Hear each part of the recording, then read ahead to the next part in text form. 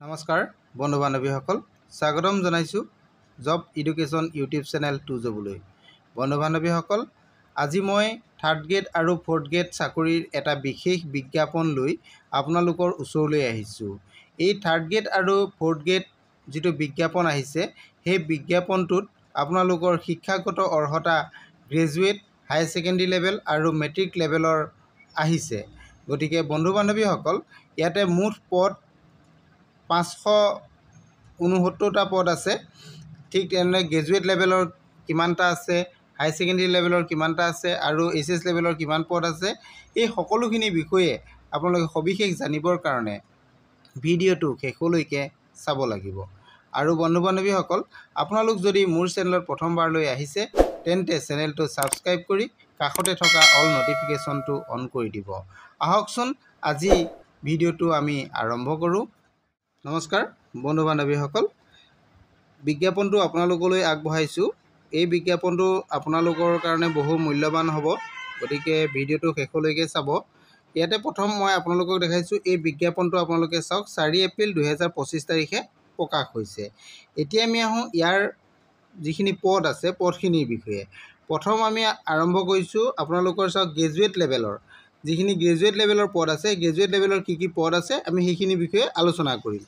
এতিয়া প্ৰথম কথা আহিলে, আপোনালোকৰ গ্ৰেজুৱেট লেভেলত মুঠ পদ আছে 190টা। এইটো আপোনালোকে দেখিছে, গ্ৰেজুৱেট লেভেলৰ মুঠ পদ আছে 190টা। ইয়াৰে কোন ডিপাৰ্টমেণ্টত কিমানটা পদ আছে, কি পদ আছে আমি সেইখিনি আপোনালোকক জনাব বিচাৰিছোঁ। নাম্বাৰ 1 PWD ডিপাৰ্টমেণ্টত আছে। নাম্বাৰ 2 আপোনালোকৰ এডুকেশ্যন ডিপাৰ্টমেণ্ট আছে। নাম্বাৰ 3 আপোনালোকৰ এগ্ৰিকালচাৰ ডিপাৰ্টমেণ্ট আছে। নাম্বাৰ এইটো 6 লিখিছে, 4 হ'ব লাগে। এইটো স্কিল এমপ্লয়মেণ্ট এণ্টাৰপ্ৰেনিয়ৰশ্বিপ ডিপাৰ্টমেণ্টত আছে। আপোনালোকৰ এইকেইটা আপোনালোকৰ গ্ৰেজুৱেট লেভেলৰ পদ আছে। গ্ৰেজুৱেট লেভেলৰ কি পদ আছে আপোনালোকে চাওক, কোন ডিপাৰ্টমেণ্ট আপোনালোকে গম পালে। ইয়াতে প্ৰথম আহিছে LDR আছে, জুনিয়ৰ এছিষ্টেণ্ট আছে, ষ্টেটিষ্টিক্সেল এছিষ্টেণ্ট আছে, কম্পিউটাৰ এছিষ্টেণ্ট, লাইব্ৰেৰী এছিষ্টেণ্ট আৰু ইণ্টাৰনেল অডিটৰ আছে আৰু ষ্ট'ৰ কিপাৰৰ পদ আছে। এইটো ITI পদ। গতিকে এইখিনি পদ আছে। মুঠ ইয়াতে পদ আছে আপোনালোকৰ 190টা। এই পদসমূহৰ কাৰণে আপোনালোকৰ বিভিন্ন কোৱালিফিকেশ্যন লাগিব। কোৱালিফিকেশ্যনখিনি আপোনালোকে ইয়াতে চাই ল'ব পাৰিব, কি কোৱালিফিকেশ্যন কোনটো মানে আপোনালোকৰ পদৰ কাৰণে দিয়া হৈছে। আপোনালোকৰ ইয়াতে নাম্বাৰ 1 LDA জুনিয়ৰ এছিষ্টেণ্ট আৰু ষ্টেটিষ্টিকেল এছিষ্টেণ্ট বা কম্পিউটাৰ এছিষ্টেণ্ট পদৰ কাৰণে আপোনালোকৰ মিনিমাম বেচেলৰ ডিগ্ৰী লাগিব আৰু এইটো লগতে 1 year ডিপ্ল'মা ইন কম্পিউটাৰ আপোনালোকৰ ইয়াতে বিচৰা হৈছে। আৰু ছেকেণ্ড, আপোনালোকৰ যিটো ইণ্টাৰনেল অডিটৰ যিটো পদ আছে, ইয়াৰ কাৰণে বেচেলৰ ডিগ্ৰী ইন একাউণ্টেঞ্চি বা ফাইনেন্সত হ'ব লাগিব, তেতিয়া আপোনালোকে এই পদটোৰ কাৰণে আবেদন কৰিব পাৰিব। আৰু যিটো লাইব্ৰেৰী এছিষ্টেণ্ট পদ আছে, তাৰ কাৰণে আপোনালোকৰ বেচেলৰ ডিগ্ৰী হ'ব লাগিব এনি ডিচিপ্লিন, আৰু লগত আপোনালোকৰ লাগিব লাইব্ৰেৰী ছায়েন্সৰ ডিপ্ল'মা লাগিব। এইটো ইয়াতে বিচৰা হৈছে। আৰু যিটো ষ্ট'ৰ কিপাৰ পদ আছে, ষ্ট'ৰ কিপাৰ পদটোৰ কাৰণে বেচেলৰ ডিগ্ৰী, এইটো নাম্বাৰ 1 আপোনালোকৰ বেচেলৰ ডিগ্ৰী লাগিব আৰু 1 year কম্পিউটাৰ ডিপ্ল'মা বিচৰা হৈছে। নাম্বাৰ 2ত আপোনালোকৰ ITI পাছ হ'ব লাগিব গভৰ্ণমেণ্ট ৰিকগনাইজ ইনষ্টিটিউটৰ পৰা। আৰু নাম্বাৰ 3 আপোনালোকৰ দিয়া হৈছে যে 3 year প্ৰফেচনেল এক্সপিৰিয়েঞ্চ আপোনালোকৰ ইয়াতে বিচৰা হৈছে। অৰ্থাৎ আপোনালোকৰ যি এইটো ষ্ট'ৰ কিপাৰ পদটোৰ কাৰণে ITI লাগিব, ইয়াত আপোনালোকৰ ITI এক্সপিৰিয়েঞ্চ 3 বছৰ বিচৰা হৈছে। এইকেইটা হৈছে আমাৰ গ্ৰেজুৱেট লেভেলৰ পদ। এতিয়া আমি আহোঁ যিকেইটা HS লেভেলৰ পদ আছে। আপোনালোকে এইটো নিশ্চয় দেখিছে, HS লেভেলৰ যিখিনি পদ আছে, মই এইকেইটাৰ কথা আপোনালোকক জনাব বিচাৰিছোঁ। HS লেভেলত আপোনালোকৰ ডিপাৰ্টমেণ্ট হৈছে এগ্ৰিকালচাৰ ডিপাৰ্টমেণ্টত আছে, এইটো চাব পাৰিব। এগ্ৰিকালচাৰ ডিপাৰ্টমেণ্টত আছে, ফৰেষ্টত আছে আৰু ইনফৰমেশ্যন এণ্ড পাব্লিক ৰিলেশ্যন এই ডিপাৰ্টমেণ্টতো আপোনালোকৰ পদ আছে। ইয়াতে আপোনালোকৰ কি পদ আছে চাব পাৰিব। আপোনালোকৰ এগ্ৰিকালচাৰ যিহেতু এগ্ৰিকালচাৰ এছিষ্টেণ্ট পদ আছে আৰু প্ৰাইমেৰী ইনভেষ্টিগেটৰ আছে, ফিল্ড এছিষ্টেণ্ট আছে, ফিল্ড মেন আছে, পাৱাৰ স্প্ৰে এণ্ড ডিষ্ট্ৰিবিউটৰ অপাৰেটৰৰ কাৰণে পদ আছে, গ্ৰাফ্ট ছাৰ্ভে এণ্ড অপাৰেটৰ। এইখিনি বিভিন্ন বিভাগৰ পদ আছে, বিভিন্নটা পদ আছে। ইয়াতে মুঠ পদ আছে 104টা পদ ইয়াতে আছে। ইয়াৰ কাৰণে আপোনালোকৰ মিনিমাম কোৱালিফিকেশ্যনটো হাই ছেকেণ্ডেৰী লাগিব। গোটেইকেইটাতে আপোনালোকে চাই ল'ব পাৰিব। এইটো ইয়াতে গোটেইকেইটা পদৰ বিষয়ে দিয়া হৈছে। আপোনালোকৰ মিনিমাম হাই ছেকেণ্ডেৰী, আৰ্টছ, ছায়েন্স, কমাৰ্চ আপোনালোকে সকলো হ'লে এইটো এপ্লাই কৰিব পাৰিব। এইখিনি কথা ইয়াতে দিয়া আছে। আৰু যিটো ছাৰ্ভেয়াৰ পদ আছে এই পদটোৰ কাৰণে হায়াৰ ছেকেণ্ডেৰী পাছ আপোনালোকক বিচৰা হৈছে। লগতে ইয়াতে চাৰ্টিফিকেট ইন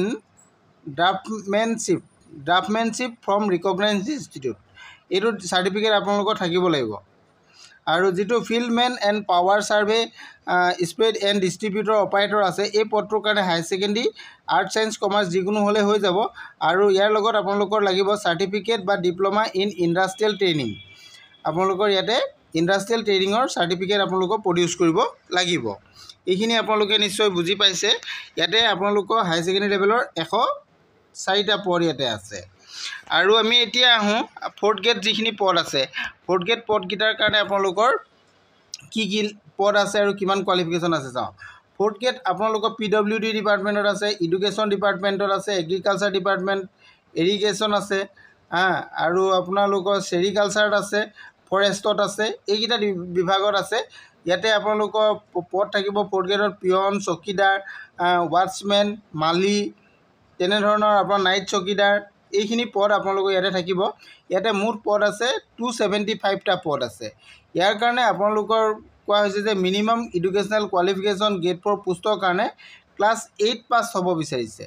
8 পাছৰ পৰা হায়াৰ ছেকেণ্ডেৰী পাছৰলৈকে আপোনালোকে হ'লে এই পদৰ কাৰণে আবেদন কৰিব পাৰিব। 8 পাছৰ পৰা আপোনালোকে আবেদন কৰিব পাৰিব। এইখিনি সকলোখিনি কথা জানিব পাৰিলে আপোনালোকে। এতিয়া আমি আহোঁ বয়সৰ কথালৈ। বয়সটো আপোনালোকৰ ইয়াতে এই পদসমূহৰ কাৰণে 18 বছৰ পৰা 40 বছৰ ভিতৰত হ'ব লাগিব। এইটো 18 পৰা 40 বছৰ আপোনালোকৰ 1/1/2025লৈকে হ'লে আপোনালোকে এই পদৰ কাৰণে এপ্লাই কৰিব পাৰিব। আৰু ইয়াৰ কাৰণে আপোনালোকে মেট্ৰিকৰ চাৰ্টিফিকেট বা এডমিট কাৰ্ড বা বাৰ্থ চাৰ্টিফিকেট আপোনালোকে প্ৰডিউচ কৰিব লাগিব। নাম্বাৰ 1-2ত আপোনালোকৰ আৰু এটা ইম্পৰ্টেণ্ট বস্তু দিয়া হৈছে, এইটো আপোনালোকে চাব পাৰিব। এপ্লিকেশ্যন ফিজৰ কথা দিয়া হৈছে। ইয়াতে এপ্লিকেশ্যন ফিজটো 300 টকা দিয়া হৈছে। ইয়াতে এপ্লিকেশ্যন ফিজ 300 টকা দিয়া হৈছে। আৰু ইয়াতে লগত আপোনালোকৰ এইটো দিছে এলং উইথ দ্য এডিশ্যনেল এটা প্লেটফৰ্মৰ কাৰণে ফিজ দিয়া হ'ব। সেইটো 50 ৰুপিজ আপোনালোকে পে'ড কৰিব লাগিব। আৰু যিসকল OBC, MOBC আৰু জেনেৰেল কেটেগৰী কেণ্ডিডেট তেওঁলোকে কি কৰিব লাগিব 200 ৰুপিজ পে'মেণ্ট কৰিব লাগিব। আৰু SC আৰু ST কেণ্ডিডেটসকলে ইয়াতে অনলি 50 ৰুপিজ পে'মেণ্ট কৰিব লাগিব। এইখিনি আপোনালোকে এই পে'মেণ্টটো আপোনালোকে UPI বা ক্ৰেডিট কাৰ্ড বা ডেবিট কাৰ্ড বা নেট বেংকিঙৰ সহায়ত আপোনালোকে এইটো পে'মেণ্ট কৰিব লাগিব। এতিয়া আমি আহোঁ এই পদসমূহৰ কাৰণে আপোনালোকে এপ্লাই কেতিয়া কৰিব আৰু কেতিয়াৰ পৰা কিমানলৈকে আপোনালোকে এপ্লাই কৰিব পাৰিব। এই পদসমূহৰ কাৰণে আপোনালোকৰ ইয়াতে চাব পাৰিব হাউ টু এপ্লাই অপশ্যন আছে। ইয়াতে আপোনালোকে ইয়াৰ যিটো অফিচিয়েল ৱেবছাইট আছে এইটো ৱেবছাইটটো আপোনালোকে দেখিছে centralselectionboard.com। এই ৱেবছাইটত আপোনালোকে যাব লাগিব। তাতে গৈ আপোনালোকে অনলাইন আবেদনটো কৰিব পাৰিব। আৰু এই আবেদনটো আপোনালোকৰ 7 এপ্ৰিল 2025ৰ পৰা আৰম্ভ হৈছে আৰু 21 এপ্ৰিল 2025লৈকে আপোনালোকে আবেদন কৰিব পাৰিব। 21 এপ্ৰিল 2025ৰ আপোনালোকে মিড-ডে নাইট 12 বজালৈকে আপোনালোকে এই পদৰ কাৰণে আবেদন কৰিব পাৰিব। গতিকে বন্ধু বান্ধৱীসকল আপোনালোকে এই পদসমূহৰ কাৰণে আবেদন কৰি নিশ্চয় আপোনালোক উপকৃত হ'ব বুলি মই ভাবোঁ। আৰু ইয়াত আবেদন কৰিবলৈ আপোনালোকে এটা মোবাইল নাম্বাৰ লাগিব। মোবাইল নাম্বাৰ বা ইমেইল IDৰ সহায়ত আপোনালোকে এটা ওৱান টাইম পাছৱৰ্ডৰ জৰিয়তে আপোনালোকে এপ্লিকেশ্যনখন ছাবমিট কৰিব পাৰিব। এটা খুব সহজ হয়। গতিকে আপোনালোকে এপ্লাই কৰিব পাৰিব বুলি মই আশা ৰাখিছোঁ। আৰু যদি ইয়াৰ বিষয়ে আৰু সবিশেষ জানিব বিচাৰে তেনেহ'লে আপোনালোকে ইয়াৰ অফিচিয়েল ৱেবছাইটত যাব। অফিচিয়েল ৱেবছাইটত গ'লে আপোনালোকে ইয়াৰ সবিশেষ জানিব পাৰিব, বিজ্ঞাপনটো ডাউনলোড কৰি ল'ব পাৰিব, অনলাইন আবেদনো ইয়াৰ পৰাই কৰিব পাৰিব। যদি কিবা অসুবিধা হয় তেনেহ'লে আপোনালোকে মোৰ ভিডিঅ'ৰ শেষত কমেণ্ট কৰিব, মই আপোনালোকক সহায় কৰিবলৈ চেষ্টা কৰিম। আজিৰ ভিডিঅ'টো ইমানেই আছিল। যদি ভিডিঅ'টো আপোনালোকৰ ভাল লাগিছে তেনেহ'লে লাইক, কমেণ্ট, শ্বেয়াৰ কৰি দিব।